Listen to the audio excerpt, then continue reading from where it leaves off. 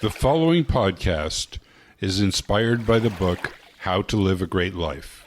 These podcasts are designed to give you some perspectives that will help improve the quality of your life. In this episode, I will share with you a very profound truth. If you can accept this truth and make it your own, you will greatly reduce the stress in your life. I will share a story that reveals at least one benefit from learning this truth. Then I will tell you where to get more help in applying this truth in your life. One of the hardest things for anyone to learn is that no one can hurt your feelings. People will say whatever they say, but you must receive it as pain. You undoubtedly have heard the expression, "Sticks and stones will break my bones, but names will never hurt me." Think about that for a moment. Someone says to you, "Hey, shorty," and you are 6 feet 3 inches tall. It's very unlikely to cause you pain.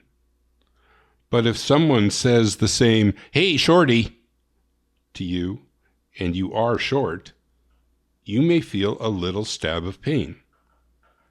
The words are the same. The receiver of the words must make them painful for there to be pain. You may feel that it is your right to feel pain, to lash out at the mean person who has insulted you. You get to feel wronged, to make the other person pay for their insult. Then in some way you can feel better, maybe even superior. If that is what you consider to be living a good life, then it is there for you. But there is another way. In a previous podcast, I related a true story about my friend and his wife. Her coping behavior was to get very angry. She hurled many insults at my friend when he had a look of surprise on his face. She called him arrogant and superior, among other things. He had been genuinely surprised because his wife did not remember a conversation from 2 days earlier. My friend did not become defensive or respond with an attack. He had received the necessary learning not to take his wife's attack personally. Without the training, my friend would likely have felt hurt. He would have fought back, perhaps including some insults for his wife. These kinds of fights are destructive. They damage the relationship, cause great stress to each individual, and rarely result in discovering the truth behind the attack. In this case, the truth was that the lady was very sensitive about her memory.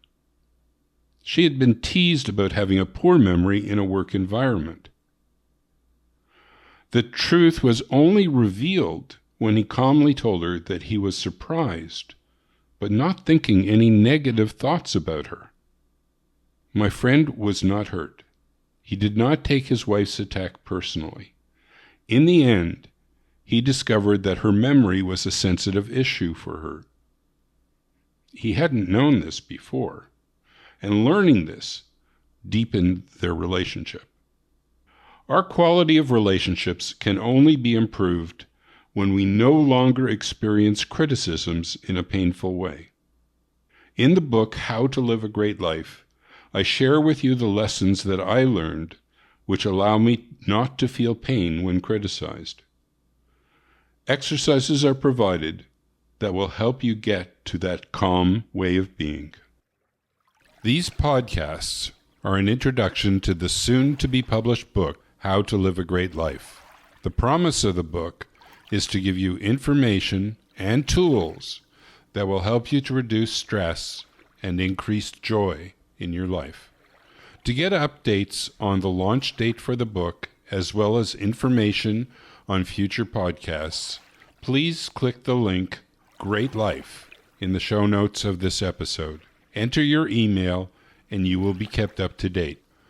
If you are listening using the Apple Podcast app, the show notes can be found by pressing on Detail.